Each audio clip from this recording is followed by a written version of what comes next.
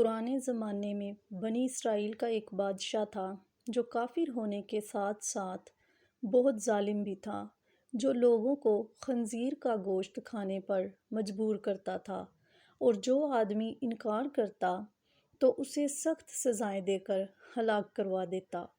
پھر اس زمانے کے سب سے بڑے عابد کو بادشاہ کے پاس لایا گیا۔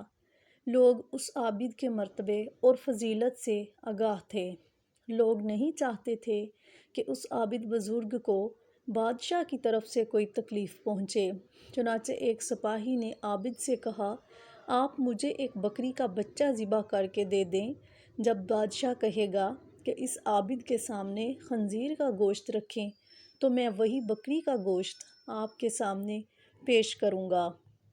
بادشاہ یہ سمجھے گا کہ آپ نے اس کی خواہش کے مطابق خنزیر کا گوشت کھا لیا، اور اس طرح آپ بھی ہلاکت سے محفوظ رہیں گے۔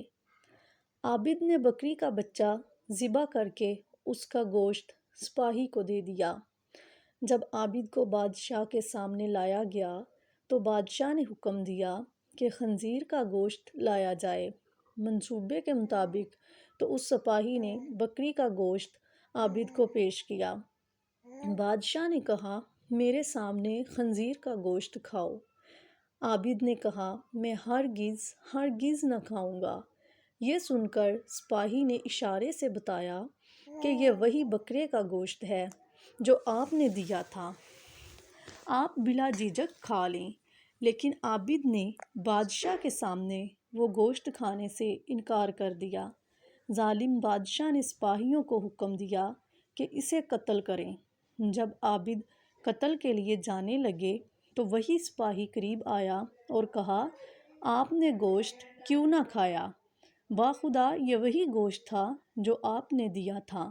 عابد نے کہا، ایسی کوئی بات نہیں، بلکہ میں اس بات سے ڈر گیا تھا کہ لوگ میری وجہ سے فتنے میں مبتلا ہو جائیں گے، کیونکہ جب بھی کسی کو خنزیر کا گوشت کھانے پر مجبور کیا جائے گا تو لوگ کہیں گے کہ فلاں عابد نے بھی تو مجبور ہو کر حرام گوشت کھا لیا تھا، لہٰذا ہم بھی کھا لیتے ہیں۔ اسی طرح لوگ میری وجہ سے بہت بڑے فتنے میں مبتلا ہو جائیں گے، اور میں لوگوں کے لیے فتنہ ہرگز بنانا نہیں چاہتا ہوں۔ یہ کہہ کر وہ عابد خاموش ہو گیا اور جلاد نے اس کا سر تن سے جدا کر دیا۔